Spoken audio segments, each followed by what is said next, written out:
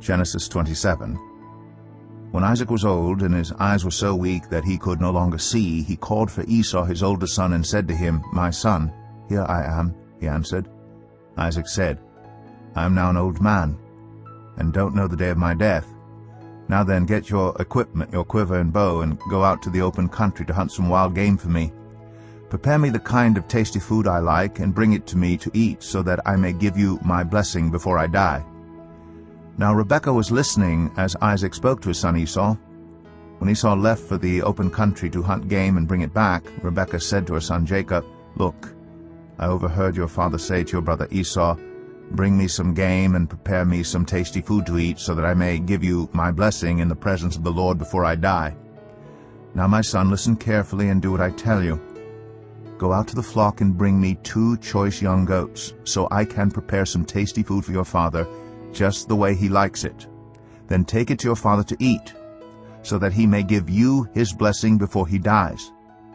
Jacob said to Rebekah his mother, "But my brother Esau is a hairy man, while I have smooth skin. What if my father touches me? I would appear to be tricking him, and would bring down a curse on myself rather than a blessing." His mother said to him, "My son, let the curse fall on me. Just do what I say. Go and get them for me." So he went and got them and brought them to his mother, and she prepared some tasty food just the way his father liked it. Then Rebekah took the best clothes of Esau her older son, which she had in the house, and put them on her younger son Jacob. She also covered his hands and the smooth part of his neck with the goat skins. Then she handed to her son Jacob the tasty food and the bread she had made. He went to his father and said, "My father?" "Yes, my son," he answered. "Who is it?" Jacob said to his father, "I am Esau, your firstborn. I have done as you told me. Please sit up and eat some of my game, so that you may give me your blessing." Isaac asked his son, "How did you find it so quickly, my son?" "The Lord your God gave me success," he replied. Then Isaac said to Jacob, "Come near so I can touch you, my son, to know whether you really are my son Esau or not." Jacob went close to his father Isaac, who touched him and said, "The voice is the voice of Jacob, but the hands are the hands of Esau." He did not recognize him, for his hands were hairy, like those of his brother Esau. So he proceeded to bless him. "Are you really my son Esau?" he asked. "I am," he replied. Then he said, "My son, bring me some of your game to eat, so that I may give you my blessing." Jacob brought it to him, and he ate. And he brought some wine, and he drank. Then his father Isaac said to him, "Come here, my son, and kiss me." So he went to him and kissed him. When Isaac caught the smell of his clothes, he blessed him and said, "Ah, the smell of my son is like the smell of a field that the Lord has blessed. May God give you heaven's dew, and earth's richness, and abundance of grain and new wine. May nations serve you, and peoples bow down to you. Be Lord over your brothers, and may the sons of your mother bow down to you. May those who curse you be cursed, and those who bless you be blessed." After Isaac finished blessing him, and Jacob had scarcely left his father's presence, his brother Esau came in from hunting. He too prepared some tasty food and brought it to his father. Then he said to him, "My father, please sit up and eat some of my game, so that you may give me your blessing." His father Isaac asked him, "Who are you?" "I am your son," he answered, "your firstborn, Esau."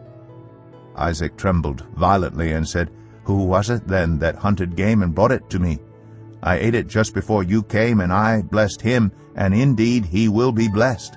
When Esau heard his father's words, he burst out with a loud and bitter cry, and said to his father, "Bless me too, my father." But he said, "Your brother came deceitfully and took your blessing." Esau said, "Isn't he rightly named Jacob? This is the second time he has taken advantage of me. He took my birthright, and now he's taken my blessing." Then he asked, "Haven't you reserved any blessing for me?"